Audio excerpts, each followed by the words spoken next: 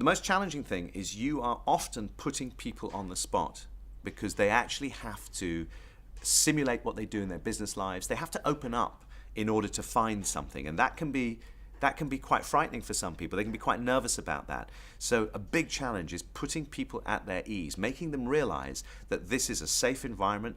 They can really play. They're not being assessed.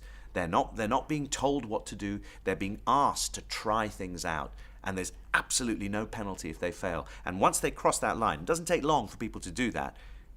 It's amazing what happens. And I think as children, we play very, very naturally. We play and we tell stories. We do that very, very naturally without thinking about it.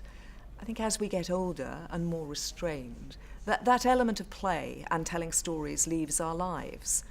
And one of the things that I'd like to bring back into the training room is that ability to play and the ability to tell stories. Because after all, if what you're trying to do is influence your team to achieve something, or you're trying to sell an idea to people, the way of doing that most successfully is to tell a story so that they can really understand why you feel this particular strategy is the correct strategy to adopt. They find so much more because they don't suddenly feel they're being assessed. They don't suddenly feel that, oh, it's, my manager's watching me, because that isn't the case.